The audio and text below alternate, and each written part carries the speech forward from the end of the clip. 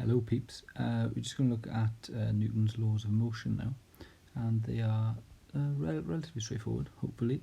There are three laws and you should kind of know the idea of them, but really the second law and third law are going to be the most important for us, for our examples.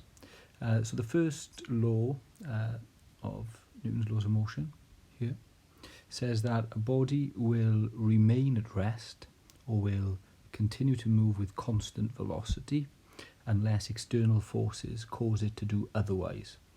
Only when these external forces have a non-zero resultant will the body change from its previous state of rest or of constant velocity. Now that sounds quite a bit more complicated than it should be. All the first law is saying is that it will remain at rest unless an external force causes it to do otherwise, meaning if something is still, unless a force pushes on it, unless someone pushes it or pulls it, then it's going to stay still, which is fairly, hopefully, basic to understand.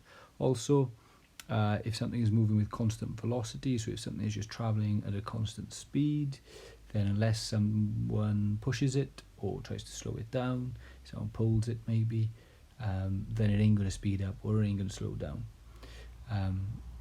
So that's basically what the first law says. You need a non-zero resultant, which means that obviously you can have a couple of forces, and we'll have a look at that now in the second law just down here.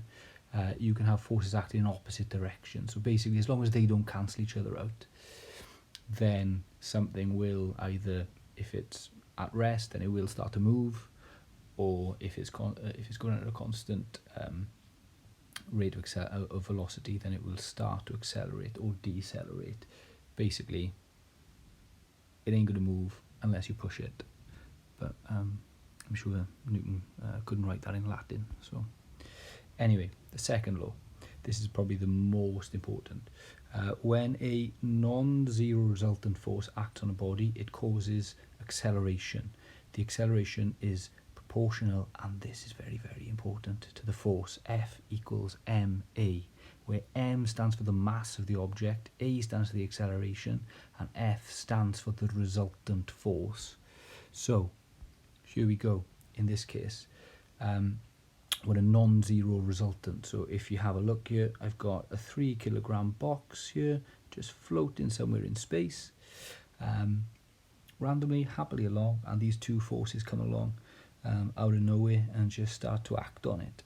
So there's a 6 Newton force here trying to push it over to the right as we look at it, and there's a 10 Newton force trying to push it to the left as we look at it. So all in all we have to do is think, okay, well, stuff the both forces, we don't really care. We noticed that on the left hand side there was a 4 Newton force stronger than on the other side.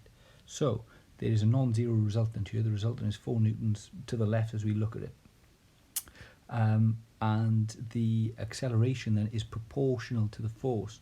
So what Newton's second law says is that this force is equal to the mass times the acceleration. You'll sometimes see that written as sigma F, meaning the sum of all the forces. We've just summed the forces. We just had 10 and 6, and we just summed those to see, oh yeah, that's 4 to the left. So what Newton is saying, well, that 4 newtons is equal to the mass, which is 3 kilograms, multiplied by the acceleration. So in this case then, we can work out the acceleration of this object.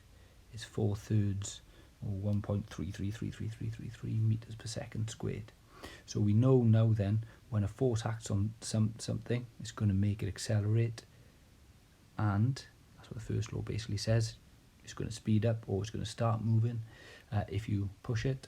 And in this case, it says that we can actually work out the acceleration as long as we know the force and the mass of the object by using F equals ma. That's very, very, very important, that F equals ma. I kind of scribbled it out a little bit there, didn't I? Hang on a second.